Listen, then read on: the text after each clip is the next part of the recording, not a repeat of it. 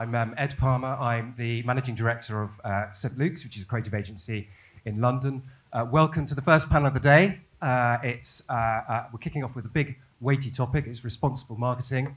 Very, very good timing. The Greenpeace yacht is just out there. I don't know if anyone's seen that. Certainly if you're WPP, you'll be very aware of them from yesterday. We are also the 20th year of Act Responsible. We'll talk a little bit more about that in Cannes. So it's a big milestone for those guys. And also, I believe the Glass Lions Awards are also being announced today. So a lot of really good time to be talking about such an important topic. Firstly, apologies for the late start of the panel today. We've got about half an hour, which is really not a very long time to cover a topic which a lot of our panelists spent most of their careers addressing. So if the panel will forgive me, I will not do the usual introduction with all the esteemed credentials of our panel, because their credentials are so long, that would take probably more or less half an hour to do. So I'll just very quickly, from left to right, I've got Peter Blacker here, who is the EVP of Partnerships at NBCUniversal, and also the Head of Diversity, Equity and Inclusion there as well. We have Christophe Pradère, who is the CEO and founder of BETC Design in Paris. Used to spend 50% of your time in Asia and 50% in Paris, now totally based out of Paris, that's right. I have Isabel Kurata, who is the co-founder of Act Responsible, who we just mentioned before there. They've been going since 2001, I believe, and your 20th year in Cannes, so congratulations, Isabel. And finally, we have Walter Geer, who has had a massive Cannes so far. I've just been hearing about your 3 or 4 hours sleep, sort of Margaret Thatcher style work rate. So very impressive. Is the Chief Experience Design Officer at VMLY&R or VMLY&R Health, depending on what day you get in. Depending on what day. Yeah, okay, good. So that's our panel. Okay. So I'm going to kick off. We're going to go right to brass tacks, ask a very fundamental question. I'm going to start with Isabel. So what is responsible marketing? How do you define it? And I guess importantly, how well are agencies and marketers doing in that space? Thank you, Ed. That's a tough question to start with. I've been asked that question like 2 minutes ago, and I'm like, okay, I have to think of something. So I'm going to do it really easy for me. It's not technical at all for me.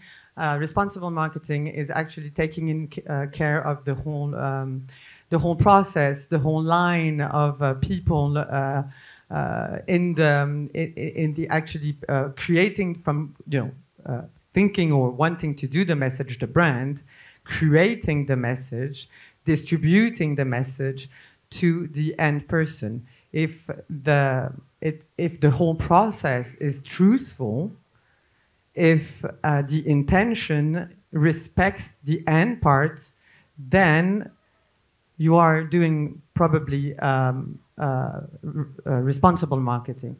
The problem is, what is difficult is to see where and to control basically the whole line of your message from when it starts to when it's delivered.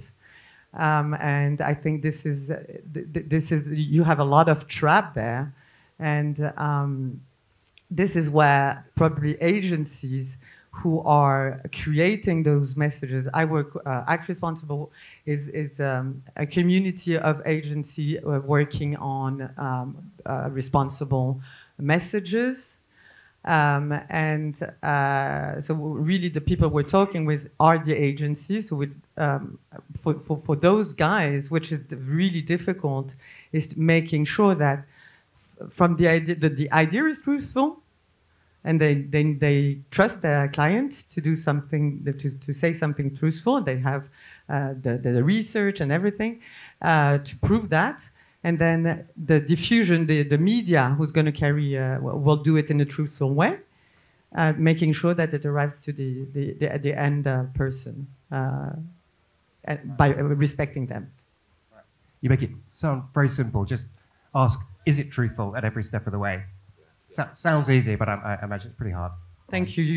You're resuming everything in 2 seconds. Thank you. So, Walter, I'm going to ask. So this is part two of that question. How do we think you've been agency guy pretty much all your career, I guess? How are agencies doing it? How far have we come in the time that you've been working in advertising? Yeah, that's a good question. I think that we'd like to say as a whole that we've been doing it forever, right? Clearly not the case. I think within the past 2.5, 3 years, we've taken a different approach and look at how we're actually marketing to individuals, right? This pandemic clearly shined a wild fucking light on, health disparities and equity and things of that nature. And it was a moment where clearly while we were all home and seeing everything happen, people like Ahmaud who were murdered, and it made people really rethink our approach to how we're reaching out to individuals. I think part of that was due to the fact that social media now is a new platform and a way for people to actually protest, right? You don't have to go out with pickets and do all this crazy shit. You can go on Twitter and call out a CEO or a company, and then it could go viral, and then next thing, this company's in a shitty situation. Excuse my language. I'm a creative guy, I can curse a lot. So with that being said, though, I think because of a lot of that, we had two sides, right? We have agencies and folks who think like, it's the right thing to do. We need to do the right work, and we need to rethink our approach to actually going out and marketing. And brands now being in this moment of feeling like I need to be authentic, and what does authenticity look like? Leading in with transparency. But I think there's also this kind of small portion of folks who feel like we kind of have to do this because I don't want to get called out. So for those folks, I think it's difficult because there are some folks who, quite frankly, don't feel the need to really push as hard as others and are doing more performative work. Performative's an interesting word. We were just talking before about tokenism, and Christophe, I might come to you. I was talking with a guy called Simon Minty, who's a consultant living with disability, and he was saying a lot of people come to him asking about representation of people living with a disability, and a lot of them get scared off for fear of being tokenistic. And his advice to them was, don't be scared. I would rather you try it and you fail and come across as tokenistic than you just avoid it altogether. So my question to you is about tokenism, really. What do you think? So performative initiatives, performative behavior. How do we spot it? And how do we avoid it? I don't know if I have a very straightforward answer. My role as a designer, I worked a lot on the tangibility of the business of my clients. And I would say that the whole topic of responsibility and under the hat of sustainability in general would say, not helping, would say we have to be responsible. I foresee a moment where Coca-Cola will be fine if you find a can on the beach, because you can claim, Coca-Cola is responsible of this waste, and they should think in the way they produce, distribute, and sell their product, the idea of circularity of what they impact. So I really believe, I don't know if this is an answer to your question, but I really believe that this responsibility will be the ground of any kind of business growth. If we don't put this ethic at the genesis of how we foresee our growth, our business growth, that won't happen. I mean, brands will collapse for this reason. So it's not exactly the answer to your question, but it's to see that we have to foresee the impact, the physical impact of what we're doing. I could add to that too. So I think when we talk about tokenism, there are, especially now, we're in a moment where a lot of folks are like, we need to hire Black and brown talent, right? We need to hire POCs. And there's this feeling for a lot of people who look like me that like, we're getting interviews because we are a particular color, right? And then I can't tell you the amount of people that I mentor, like probably 5, 6, 7 people every week. And the amount of people that actually come to me and say things like, I just had this interview and like, they just completely ghosted me. And I feel like there was like a checking off of a box, right? I was there because they need to say, hey, yes, we did interview, look at this type of people.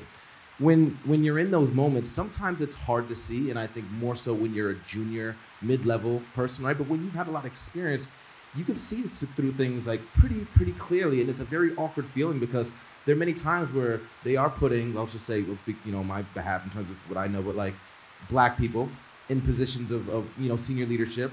And there are people when they go into those positions feeling like, was I hired just because I look a particular way, right? So I think it's a fine line, right? But I think with open communication and a little more transparency and then authenticity and being able to have some of those uncomfortable conversations, you can really kind of, nip that in the bud.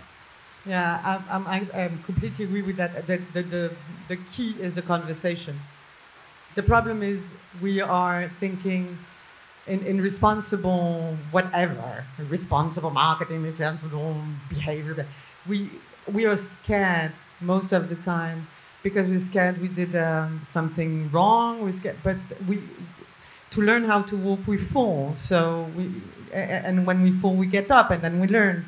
So I completely agree. I think the real problem is the fear of having the discussion and really saying, okay, I tried be honest, like I tried my best. Okay, maybe I didn't get it right.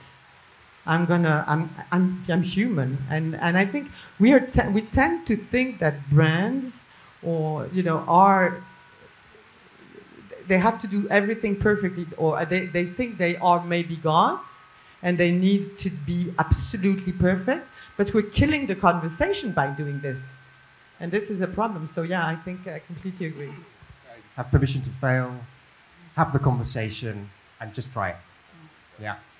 So Peter, I'm going to turn to you now. So the head of partnerships and lots of other very, very commercial and financially orientated activities at NBCUniversal, and also the head of diversity, equity, and inclusion. So I'm going to do the hoariest of hoary chestnuts, which is the profit v purpose conversation. So where do you stand on it? Is it a V? Is it profit v purpose? Does purpose beget profit? Are they to be treated separately and distinctly?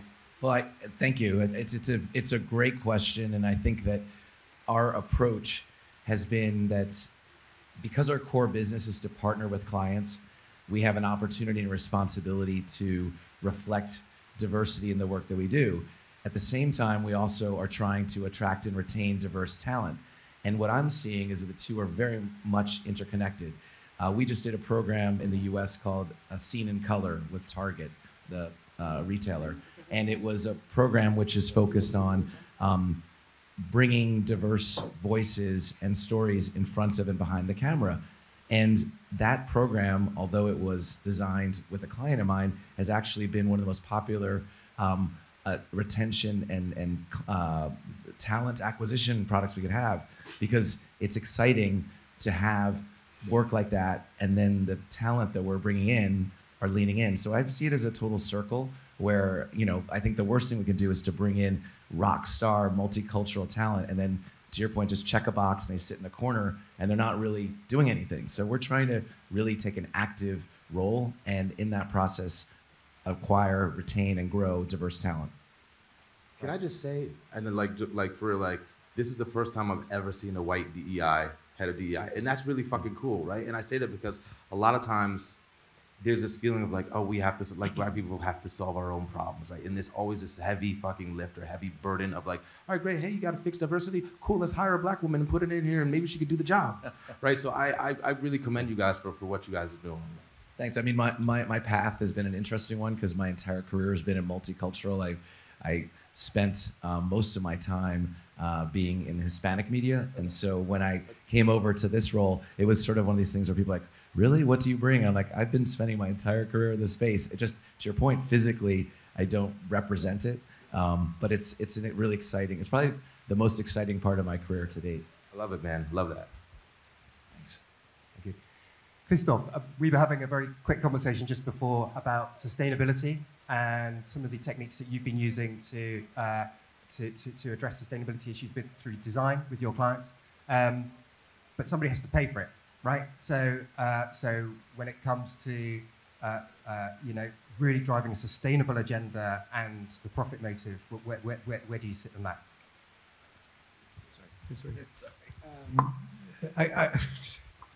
Actually, we face the fact that sustainability is more like a communication stake for brand reputation. And I don't speak about greenwashing, this is already past. But people are very much concerned about the idea to have a share of voice in terms of sustainability, But then when comes the moment to implement a true process that really cut the shit, that's something different, because all the issue is to know who's going to pay for it. So me, I'm facing industrial companies where product or space are produced with a physical impact, as I say before. And we have to handle this physical impact, and bringing the idea of sustainability bring a cost, the idea of a cost. It costs money to think differently, because our world is systemic and the system hasn't been made to be sustainable. But when you change one of the ingredients to make it sustainable, then it costs, because everything is organized. So who's going to pay? Are they the supplier, the guy who produce you speak about whiskey or cosmetic? Does the packaging producers making bottles in plastic or in glass are the one to carry on the idea of the cost of sustainability? Or does the brand does it? Recently, for example, one of our clients, Royal Salute, changed his ceramic bottle in a glass bottle with the aspect of ceramic for sustainable reasons, because ceramic is not reusable. It's not polluting, but it's not reusable. So they changed it this way. Who paid the cost of the development? Is it the supplier who have to think about a new treatment of the glass to make it looking like a ceramic at the cost of what the packaging cost before, or the brand or the customer? And all the frictions today are there. So us, since we are designers, we are supposed to reconciliate a consumer point of view, a brand point of view, within a category background. And all these kind of stake are creating frictions and tensions. And everything is to be as lean as possible in the solution that you input to produce even a minor positive impact at the minimum cost. And that's all the stake that we are facing today. Can I add to that? I think the difficulty also that you're facing is being able to source, to understand. To produce the exhibition we have in the hall, we've produced the exhibition the Palais, so it's the 20th. Sorry, but that was easy. But to produce the exhibition, usually we go, because we're an association, we don't have a lot of money. But we wanted to make it beautiful, and it's representing work of agencies and stuff. So we used to do on PVC, which is the worst. It's not expensive, but it's the so this year we said, no, we can't do that. We made sure that the PVC was reused before, but we said we cannot say that. So we went to a company. We sourced for. It was difficult to source the material, so we went for cardboard. But the cardboard needs to be fireproof, and so when it's treated to be fireproof, how is it treated? So it's very difficult to understand and to find our way. So everyone is talking about sustainability here. But no one is talking about we don't have the tools. We need to really invest on getting the tool. And because consumers are way ahead, the pressure is really hard. So we're trying our best to catch up. So we are reacting to the consumers' demand. And I think in advertising, we used to be proactive. And I think because of the pace of life today, we don't have that time.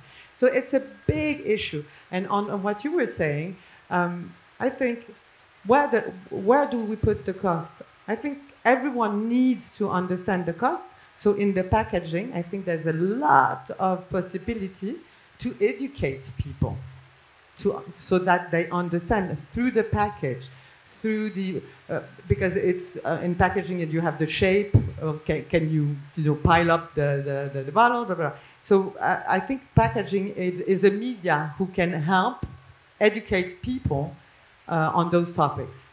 I think you make a really good point about tools generally. I know the Ad Net Zero guys always say you can't change what you can't measure, and I think that's just a really good way of thinking about responsible marketing generally. I'm going to bring the conversation back to creative. As a creative guy, Walter, there's been incredible case studies in Cannes of what you broadly describe as responsible marketing initiatives. What do you think the creative community's role is at the most broadest sense to drive a responsible marketing agenda? I mean, the responsibility is huge, right? I think that when we look at the advertising space and at agencies, we are responsible for really kind of driving, or not, I don't want to say driving, but shaping culture, right? And if we look at the things, the campaigns we've run over the years, we have changed the world in so many ways. I also want to say, like, not to leave out the brand, right? Because the brand's role is responsible for, accepting some of the work and, like, yes, we can go to the market with these things, but, we are, definitely, responsible. And I think that starts with ensuring that we actually have diverse ways of thinking and diverse thoughts at the table when we're actually generating these ideas for these brands, right? It's not good enough to be like, hey, yes, we're going to just hire a bunch of people of color or people with disabilities, LGBTQ, and we're going to just throw them out here. No, you have to actually move with intention, right, and include them in some of these roles. But it's also putting them at the top in senior leadership, because a lot of times when we get in these rooms, you feel like, I don't know if I really belong here, right? Because I don't see any other people that look like me at the top. So again, kind of backing down into that, I think that yes, we're completely responsible because we're the individuals that are coming out and presenting these big ideas and trying to share them with the world. And it's our role to really make sure that we are creating opportunities that create a ripple effect through, so beyond, when we're long and gone and, because we have this intention of thinking success is our money and houses and all this material shit, but like success should be defined by how many lives we can actually change, because we are like this speck on this timeline that is fucking infinite, right? And so when you and I and all of us are gone, like what are the things we're doing today that make a change for my daughter, that makes a change for her kids, and so on and so forth? I also think it needs to move from being some of these cultural moments, which were actually important. So for example, we're in Pride Month. It's exciting as an openly gay man to see the celebration, but if it's just one time a year and the agencies and the marketers and the media companies aren't actually coming up with an always-on strategy, it just feels very almost out of touch with today's world. Albeit 5 years ago, it was exciting to just see it actually happen. I think it's an iterative process, and when we think about diversity in our messaging and how we are connecting with the community, it's really evolved so much from these cultural moments of it's Black History Month in the US or it's Women's Her Story Month and whatever, to saying, okay, what is our always-on strategy and how do we work with our marketing partners and agencies to come up with something that's actually truly going to make a difference, so that to your point, your daughter looks back and says, wow, there was a before and after. And that's a really good point. I think unless you have this kind of always-on approach, I think there's always this disconnect by all the great stuff that you see here in Cannes versus when you look at something like the Edelman Trust Barometer. Certainly in the UK, advertising as a sector is the least trusted still. So, it just shows, and I think that's probably the same in a lot of other markets. It's still a long way to go. Now, I've got no idea how we're doing on time. Have I got time for one more question? Or, yeah? Okay. I just realised Apple Watches are really shit, aren't they? Because you can't look at them unobtrusively. You have to do like a big sort of, and it's really off-putting. So apologies for looking at my watch. No one from Apple here? That's it's a bit of an experience design tip for you there. So my last question, it's a bit of a beast, I'm sorry, but I did give you a bit of a warning up front. I'm going to start with you, Peter. And so for the people here today, if you had one piece of advice on how to act more responsibly as marketeers, what would it be? I think it's being human, which in itself is a very fluid process. I think that some of the panelists talked about this a little bit as well. Diversity is a very fluid and iterative process, and by being human, we're able to just insert ourselves and think about things in ways, and brands need to do that more than they do usually. So just be human. That was the best answer. We should just stop. God damn it. You can feel free to drop the mic. You thought about it. I saw it. You thought about it. Christophe. Basically. May I repeat what you said? No, I really believe that this is the real answer. I mean, a lot of companies who has brand and product has been centric on their skills and know-how, on their process. They have been doing their best. But in the end, this product has an impact in people's life. And that was the idea of capitalism, to bring services and product that enhance our life. But then when our life is not enhanced, but disturbed, diminished, or annoyed by this overproduction of solutions, of options that sometimes are useless, that becomes the end of the system. So I think if you put, again, the human point of view at the center of the game, and you think people first, I mean, that can be internally or externally from the company, then you have a different mindset on how you conceive things. And your responsibility on how to treat people become different. If they become the end result, not your own growth. Thank you. It's a bit communist. Yeah. I have Isabel. mine. I think we should be more arrogant Less. You distracted me. Less arrogant. I think we should be less arrogant. Stop thinking we're semi-gods and stop thinking that we understand everything. We actually, I think we need to understand that we know nothing, and we cannot think for others. We cannot, the other people in front of us have their experience and their point of view. And I think the problem with marketing and communication is we're telling them versus listening to them and trying to reflect what they're saying. So I think we really need to go back, be able to say, okay, I can again fail, and this is how I learn. And if I said something wrong, then I apologize and try to make it better. And I don't think it's the end of the world. But I'm saying that without having compliance, people above me, because I'm independent, small association and everything. I think for big brands, it's more difficult. But I really believe big brands think they know it all, or they need to know it all, and they don't need to know it all. Give me some time to think now. Thank you very much. Yeah. Now this sucks, and like Jesus, all that time, and he really came up with that. No, so be okay with being uncomfortable, right? And move with intention, I'd say. We're in this moment of time where we're having a lot of really uncomfortable and awkward conversations, right? And a lot of times when we get into those conversations, there's this feeling of, I don't know that I should engage, because if I engage and say the wrong thing, then I might set this person off. The next thing I know, I'm gonna get canceled or fired or some crazy shit that end up on Twitter, right? Not gonna happen. I think we're in this time where people want to actually feel as though I can speak my mind, right? People want to feel as though they have impact in a conversation and so on and so forth. So I think that we should just own being uncomfortable, right? And own that, to your point, I might fuck up and say something completely wrong, but when that happens, it's just as easy to say, you know what, I got that wrong, I apologize. This is an opportunity or a moment where I learned. Thank you for it very much. I hope I did not offend you. Right? That's it. And if we can do that simple thing, we can move the needle so much further than what we've actually currently done. That's awesome. Yeah. Well, you finished. Well, I had time.